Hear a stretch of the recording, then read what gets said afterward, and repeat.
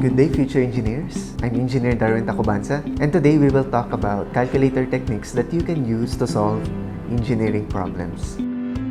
Electrical posts are common here in the Philippines, and one thing we can notice is the parabolic shape that the wires form when hung between these posts. The shape is called sag.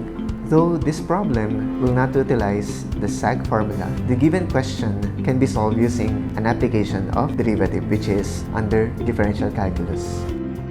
Allow me to read the question. Points A, B, and C in the parabola has elevations 30, 33, and 27 feet respectively. Point B is between A and C and 160 feet horizontally from A and 90 feet horizontally from C.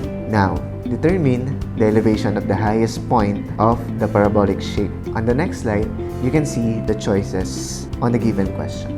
So recalling the concept of parabola, we know that in differential calculus, the points minimum and the maximum points are determined when we set the derivative or dy over dx is equal to 0. Let's review also that the general form of a parabola is given by y is equal to ax squared plus bx plus c. Getting the derivative of this formula, we can get dy over dx is equal to b plus 2ax. If we set the derivative to 0, then we can get the value of x. That will be x is equal to negative b over 2a. So we will use this concept in our calculator technique. So let's prepare our calculators to solve this problem. So now that we know the concept on getting the highest elevation in our parabola, which is negative b over 2a, we can now use our calculators to solve this problem. So we need to get the value of x which has the highest elevation by setting our calculator in mode 5, then 2 to deal with 3 equations and 3 unknowns. For our first instance, we will consider point A. So let's go back in our problem. Point A as our reference point will give us the coordinates 0 and 30. Thus, we can input the value of A, B, C, and D respectively, which are the coefficients A, B, and C in our parabola. Then D is for the Y value. So let's use our calculators to input these values. 0 for A, B is 0 since B times 0 is 0. C has coefficient of 1, then D has an elevation of 30 based on our given problem. Second point is point B. So looking at the problem, we can see that B is 160 feet away from A. So that will give us an coordinates of 160 and 33 respectively. So ax squared will give us a coefficient of 160 squared, while B has 160 and C has coefficient of 1. The Y value is 33 for point B. And lastly for point C, that is 160 plus 90 based on the horizontal distance given. So that is 250 squared for ax squared. For bx, that is 250. C has coefficient of 1 again and 27 for its elevation. So let's find out the values of A, B, and C for the coordinates or coefficients of the parabola.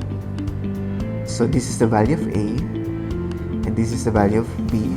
Taking note of these values, we can go back on mode number 1 to calculate for negative b over 2a. So negative b has a value of this value, 0.07314.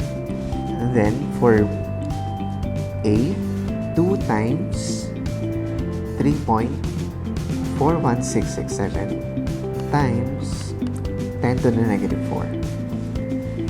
Let's store this value in a variable.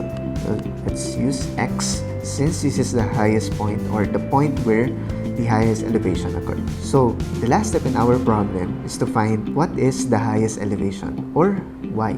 We can do that by setting our calculator in stat mode number 3, then press 3 again to represent parabola. So let's input our values. Going back again on the problem. Point A has coordinates of 0 and a y coordinate of 30, while B is 160, then 33.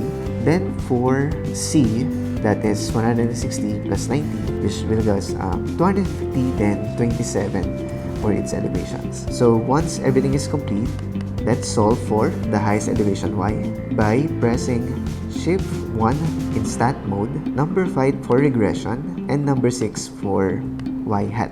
We can multiply the value of x earlier, which is 104 something. X times y hat will give us the right answer, which is 33.94. So the modes of calculator that we utilize are stat mode, which is mode number 3, and mode number 5 for solving 3 equations and 3 unknowns. Thank you for listening, future engineers. I hope that you learned something about a calculator technique that you can use in solving engineering problems. See you on the next video.